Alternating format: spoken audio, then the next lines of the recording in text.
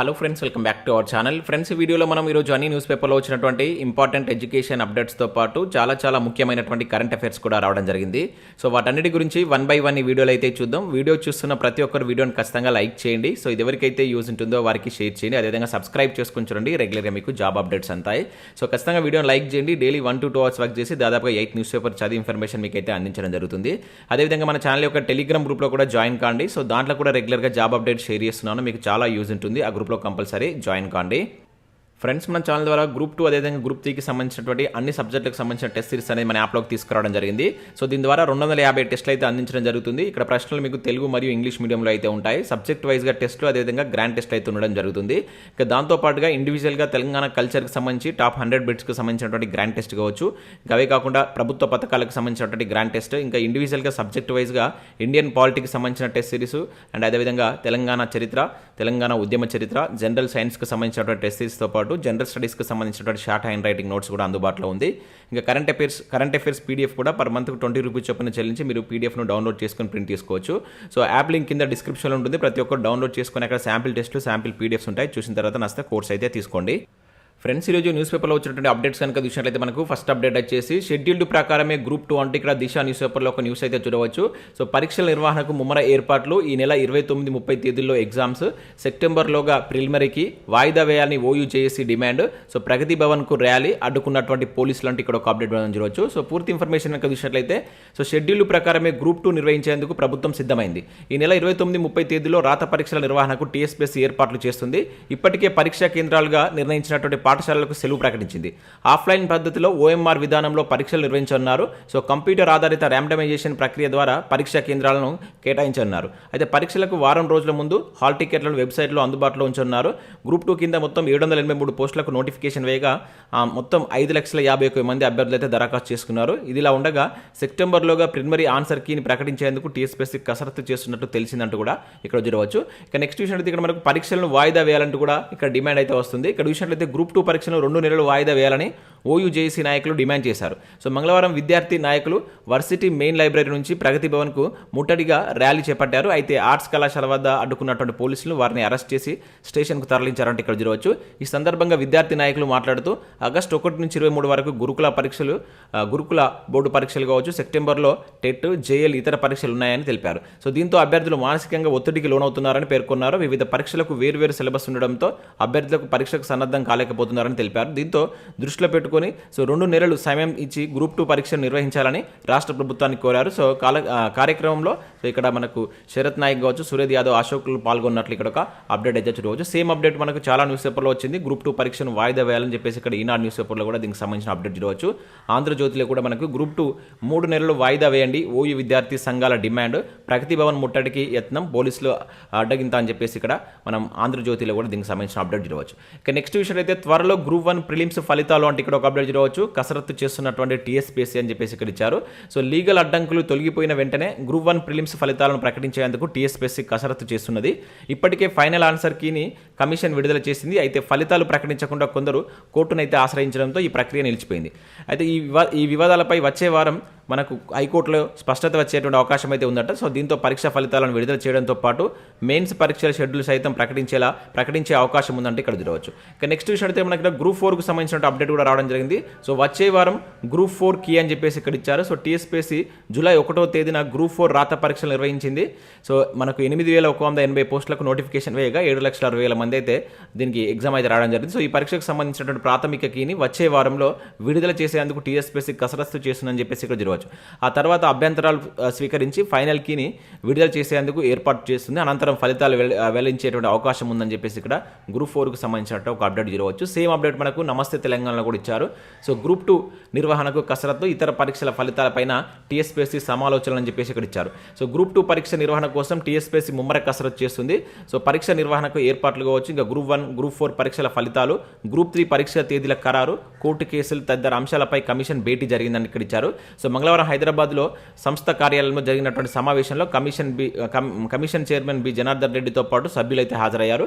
So group 1 preliminary పరీక్ష ఫలితాలపై ఈ వారంలో కోర్టు మనకి ఏదైతే హైకోర్టు కేసు కొలిక్కి వస్తుందని సో కమిషన్ ఆశాభావం వ్యక్తం చేసినట్టు తెలిసింది. సో కోర్టు క్లియరెన్స్ రాగానే ఈ ఫలితాలు రిలీజ్ చేస్తామని, అదేవిధంగా గ్రూప్ 4కు సంబంధించి కూడా ఇక్కడ ఓఎంఆర్ స్కానింగ్ పూర్తయిన వల్ల సో వారం 10 రోజుల్లో వీటికి సంబంధించి సంబంధించినటువంటి ఫైనల్కి కూడా ఇవ్వన్నట్లు తెలిసిందంటే ఇక్కడ మనకు గ్రూప్ 4 సంబంధించినటువంటి అప్డేట్ కూడా రావడం జరిగింది. అదేవిధంగా ఇక్కడ గ్రూప్ 2 కూడా సో మనకు షెడ్యూల్ ప్రకారం నిర్వహిస్తామని చెప్పేసి వీళ్ళు చెప్పారు. సో వారం రోజుల ముందు వీటి ఆల్ టికెట్స్ ఉంటాయని చెప్పేసి ఇక్కడ చర్చించినట్లు మనకి దానికి సంబంధించిన అప్డేట్ అయితే నమస్తే తెలంగాణలో చూడవచ్చు. నెక్స్ట్ ఇక్కడ పోలీస్ ఉద్యోగాలకు సంబంధించిన ఒక అప్డేట్ కూడా అయితే రావడం జరిగింది. సో ఇక్కడ చూసినట్లయితే కానిస్టేబుల్ కొలువులు శిక్షణ మొదలయ్యాకే ఎస్బీ విచారణ అని చెప్పేసి ఇక్కడ ఇచ్చారు.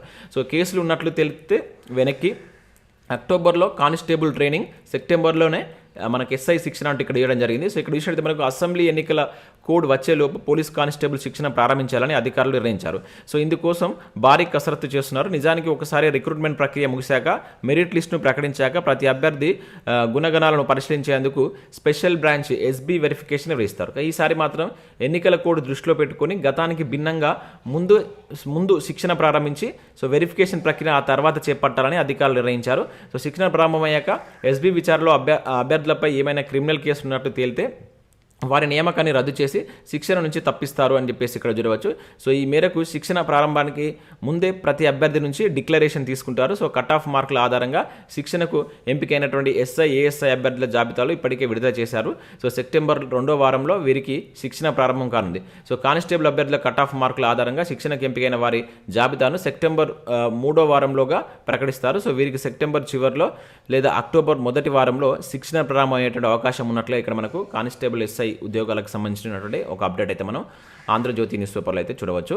సో మనకేంటంటే మొదటగా శిక్షణ ప్రారంభించిన తర్వాతనే ఎస్బీ వెరిఫికేషన్ ఉంటుందని చెప్పేసి ఓవరాల్గా అయితే ఇక్కడ ఒక అప్డేట్ అయితే ఇచ్చారు. ఇక నెక్స్ట్ చూసినట్లయితే ఆఖరి అస్త్రం అంటే ఇక్కడ ఒక అప్డేట్ చూడవచ్చు. నిరుద్యోగ వృత్తిపై బీఆర్ఎస్ కన్ను అమలు చేస్తే వచ్చే ఎన్నికల్లో గెలుపు పక్కా అంటే ఇక్కడ చూడవచ్చు. అంచనా వేస్తున్నటువంటి పార్టీ ఎమ్మెల్యేలు సీఎం కేసీఆర్పై ఒత్తిడి, ప్రతిపక్షాలకు చెక్ పెట్టవచ్చనేటువంటి భావన, ముఖ్యమంత్రి నిర్ణయంపై సస్పెన్షన్ అని చెప్పేసి ఇక్కడ ఒక అప్డేట్ మనం నిరుద్యోగ వృత్తికి సంబంధించి అయితే చూడవచ్చు.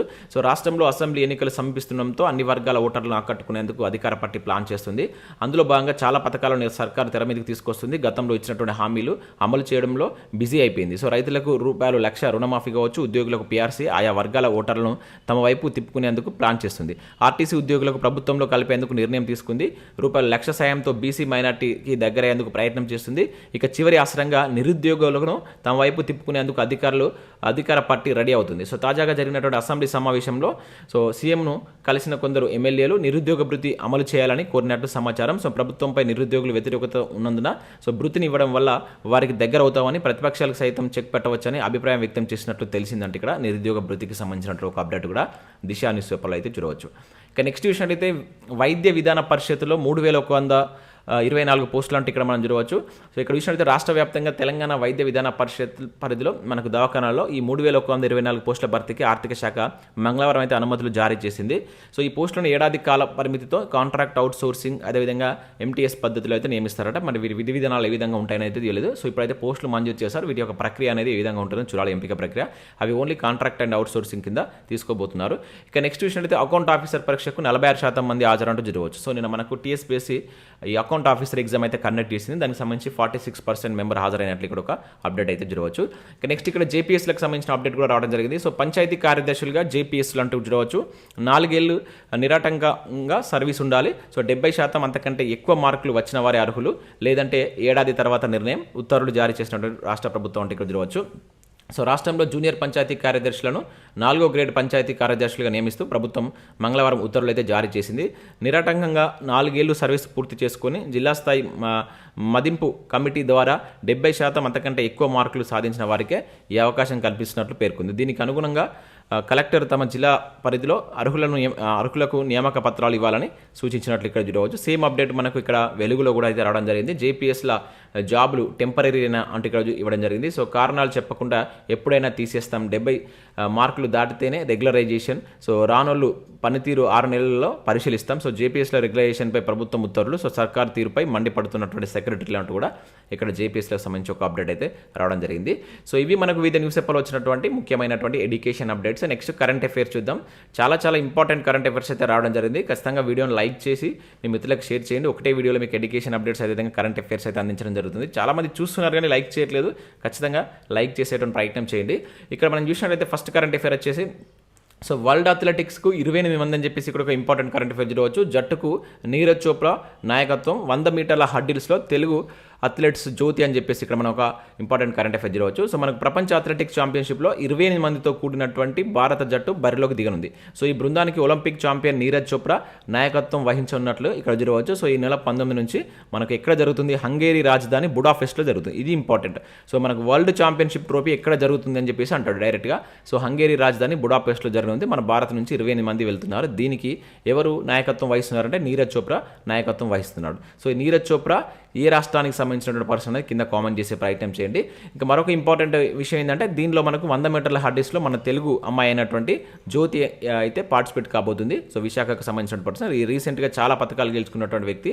సో ఇక్కడ ఆమె గురించి ఒక స్పెషల్ న్యూస్ కూడా ఇచ్చారు. సో ప్రపంచ అథ్లెటిక్స్కు జ్యోతి అని చెప్పేసి ఇక్కడ మనం చూడవచ్చు. సో ఇది గుర్తుంచుకోండి. దీనిలో 28 మందిలో మన తెలుగు ప్రాంతానికి సంబంధించినటువంటి వ్యక్తి కూడా ఇక్కడ ఈ పర్సన్ ఉన్నట్లు మనం గుర్తుంచుకోవాల్సి ఉంటుంది. ఇక నెక్స్ట్ చూసినట్లయితే బ్రిక్స్ సదస్సుకు మోదీ అని చెప్పేసి ఇక్కడ ఒక కరెంట్ అఫైర్ చూడవచ్చు. సో దక్షిణాఫ్రికాలోని జోహన్బర్గ్లో ఈ నెల 22 నుండి 24 వరకు జరిగేటువంటి బ్రిక్స్ శిఖరాగ్ర సదస్సులో భారత ప్రధాని నరేంద్ర మోదీ పాల్గొనబోవడం లేదన్న వార్తలు వట్టి వదంతులని దక్షిణాఫ్రికా అంతర్జాతీయ వ్యవహారాల మంత్రి నలేడి పాండోర్ పేర్కొన్నట్లు ఇక్కడ చూడవచ్చు. సో 22వ తేదీన జరిగేటువంటి సమావేశానికి మోదీ వ్యక్తిగతంగా హాజరవుతారని చెప్పారు. సో ఇక్కడ మనం గుర్తుంచుకోవాల్సిందంటే బ్రిక్స్ సదస్సు ఎక్కడ జరిగిందంటే ఈ సంవత్సరం 2023లో. సో చాలా ఇంపార్టెంట్ ఇది. ఇదేంటి, దక్షిణాఫ్రికాలోని జోహన్బర్గ్లో జరిగింది. ఇది గుర్తుంచుకోండి, ఓకేనా. బ్రిక్స్ ఎప్పుడు ఫామ్ అయింది, సో బ్రిక్స్లో ఉండేటువంటి కంట్రీస్ ఎన్ని అనేది కింద కామెంట్ చేయండి. సో అది ఇంపార్టెంట్, మనకు వాటికి సంబంధించి స్టాటిక్ అంశాలు కూడా అడగవచ్చు. ఇక నెక్స్ట్ చూసినట్టయితే తార్ ఎడారిలో పురాతన డైనోసార్ అంటూ ఇక్కడ ఒక ఇంపార్టెంట్ కరెంట్ అఫైర్ చూడవచ్చు. సో ఇక్కడ చూసినట్టు మనకు ఐఐటి రూర్కీ, సో ఏదేది ఇక్కడ పరిశోధన చేసిన సంస్థ స్టార్టింగ్ చేయడం జరిగింది. ఐఐటి రూర్కీ భారత భూగర్భ సర్వే సంస్థ సో పరిశోధకులు రాజస్థాన్ జైసల్మీర్లో ఉన్నటువంటి తార్ ఎడారిలో 16.7 ఏళ్ల క్రితం నాటి డైనోసార్ శిలాజాన్ని అయితే కనుగొన్నారు. సో ఇది వచ్చేసి మనకు డైక్రియోసారిడ్ శాఖకు చెందినటువంటి ఈ జీవి పొడవైనటువంటి మెడ కలిగినటువంటి ఒక శాకాహారి అంట. సో 30 అడుగుల నుంచి 40 అడుగుల వరకు పొడవు ఉంటుంది. అదేవిధంగా పొట్టి మెడ, తోక, దీని యొక్క ప్రత్యేక లక్షణాలు అని చెప్పేసి ఇక్కడ ఇవ్వడం జరిగింది. ఎక్కడ కనుగొన్నారని చాలా చాలా ఇంపార్టెంట్. సో దీనికంటే ముందు మనకు చైనాలో సేమ్ ఇటువంటిది ఒకటి 16.6 ఏళ్ల నాటి శిలాజాన్ని కనుగొన్నారంట. సో ఈ తరహా అంటే ఇన్ని సంవత్సరాల కింది శిలాజం కనుగొనడం భారతదేశంలో ఇదే ఫస్ట్ టైం అంట. దీనికి ఇక్కడ మన వాళ్ళు పెట్టినటువంటి నేమ్ ఏంటంటే, సో ఇక్కడ చూసినట్టు తారోసారస్ ఇండికస్ అనేటువంటి నేమ్ అయితే పెట్టడం జరిగింది. సో ఇది ఇక్కడ గుర్తుంచుకోండి. సో ఇంత పురాతనమైనటువంటి శిలాజ ఇంధనం కనుగొనడం, శిలాజానికి సంబంధించినటువంటి ఏవైతే వాటిని కనుగొనడం అనేది ఇదే మనకు మొట్టమొదటిసారి అంటే భారతదేశంలో. సో అది ఇక్కడ గుర్తుంచుకునే ప్రయత్నం చేయండి. ఇక నెక్స్ట్ విషయం అయితే కొత్తగా 234 గ్రామ పంచాయతీలు అని చెప్పేసి ఇక్కడ ఒక కరెంట్ అఫైర్ చూడవచ్చు.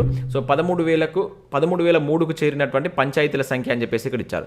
సో ఇక్కడ చూసినట్టయితే మనకు రాష్ట్రంలో కొత్తగా 234 గ్రామ పంచాయతీలు ఏర్పడ్డాయి. సో వీటిని కలిపి గ్రామ పంచాయతీల సంఖ్య చూసుకున్నట్టయితే మనకు 13,003కి అయితే చేరాయి. సో ఇటీవల జరిగినటువంటి అసెంబ్లీ సమావేశాల్లో ఈ కొత్త పంచాయతీలను ఏర్పాటు చేస్తున్నట్టు ప్రభుత్వం 3 బిల్లులను అయితే ప్రవేశపెట్టింది. సో రాష్ట్రంలో ఇప్పటి వరకు 12,769 గ్రామ పంచాయతీలు ఉండగా సో వివిధ ప్రాంతాల ప్రజాప్రతినిధుల నుంచి వచ్చినటువంటి విజ్ఞప్తులు పరిశీలించిన ప్రభుత్వం కొత్తగా 234 గ్రామ పంచాయతీలు అయితే ఏర్పాటు చేసింది. ఈ సంఖ్యను గుర్తుంచుకోండి, ఓకే. ఇది మనకు అడగడానికి ఛాన్స్ ఉంటుంది. ఓవరాల్గా 13,003 గ్రామ పంచాయతీలు అయితే తెలంగాణలో కావడం జరిగింది. అది ఇంపార్టెంట్. ఇక నెక్స్ట్ చూసినట్టే మనకి మహారాష్ట్రలోని తడోబా టైగర్ రిజర్వ్లో ఓ చిరుత కొండెంగను నోట ఖర్చుకొని చెట్టు పైకి ఎక్కగా సో పిల్ల కొండెంగ తల్లిని ఇలా పట్టుకుందంటే ఇక్కడ మనం ఆ ఇమేజ్ని అయితే చూడవచ్చు.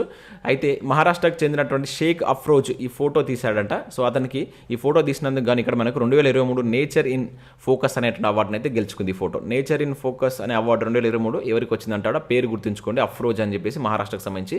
సో ఈ విధమైనటువంటి ఇమేజ్ ఇక్కడ మనం చూడవచ్చు. ఇక నెక్స్ట్ విషయం అయితే తెలంగాణలో ఎలక్ట్రానిక్ ఫైనాన్స్ అంటే ఇక్కడ ఒక అప్డేట్ మనం చూడవచ్చు. సో ప్రతి జిల్లాలోనూ బ్రాంచీలు అని చెప్పేసి ఇక్కడ ఇచ్చారు. సో మనకి ఎంఎస్ఎంఈలకు ఫైనాన్సింగ్ చేసేటువంటి పూణేకు చెందినటువంటి non banking financing company electronic finance limited తెలంగాణలో అడుగుపెట్టిందంటే ఇక్కడ చూడవచ్చు. సో చాలా ఇంపార్టెంట్ మనకి ఎంఎస్ఎంఈలు అనేటువంటిది మనకు చాలా ట్రెండింగ్ టాపిక్ ఇది ఎకానమీ పరంగా. సో వీటి మీద మనకు ఎక్కువ క్వశ్చన్స్ అడగడానికి ఛాన్స్ ఉంటుంది. అయితే వీటికి ఫైనాన్సింగ్ ఇవ్వడం కోసం మనకు పూణేకి చెందినటువంటి నాన్ బ్యాంకింగ్ ఫైనాన్షియల్ కంపెనీ అయినటువంటి ఎలక్ట్రానిక్ అనేది మనకు తెలంగాణలో తమ బ్రాంచెస్ స్టార్ట్ చేసింది. ప్రతి జిల్లాలోనూ ఒక బ్రాంచ్ని ఏర్పాటు చేయబోతున్నట్లు ఇక్కడ ఒక అప్డేట్ మనం చూడవచ్చు. సో ఇక్కడ ఈ సంస్థ పేరు గుర్తుంచుకోండి. సో దానికి సంబంధించి ఇక్కడ ఏం చేస్తుంది, ఏ కంపెనీలకు అది ఫైనాన్సింగ్ ఇవ్వబోతుంది అనేది కూడా గుర్తుంచుకున్నటువంటి ప్రయత్నం చేయండి. సో ఇవి మనకు వివిధ న్యూస్ పేపర్లో వచ్చినటువంటి ముఖ్యమైనటువంటి ఎడ్యుకేషన్ అప్డేట్స్, అదేవిధంగా కరెంట్ అఫైర్స్. సో వీడియో నచ్చినట్లయితే లైక్ చేసి మీ మిత్రులకైతే షేర్ చేయండి. అదేవిధంగా మన యాప్ను డౌన్లోడ్ చేసుకోండి. సో దానిలో మీకు గ్రూప్ 2, గ్రూప్ 3కి యూజ్ అయ్యేటువంటి కంప్లీట్ టెస్ట్ సిరీస్ అయితే ఉంది. ఇంకా అవే కాకుండా మన ఛానల్లో ఇండివిజువల్గా సబ్జెక్ట్ వైజ్గా టెస్ట్ సిరీస్ కూడా ఉన్నాయి. అండ్ కరెంట్ అఫైర్స్ పీడిఎఫ్ కూడా ₹20 చెల్లించి మీరు పీడిఎఫ్ను డౌన్లోడ్ చేసుకొని ప్రింట్ తీసుకోవచ్చు. యాప్ లింక్ కింద డిస్క్రిప్షన్లో ఉంటుంది. ప్రతి ఒక్కరు డౌన్లోడ్ చేసుకొని చెక్ చేయండి. Thanks for watching. Thank you.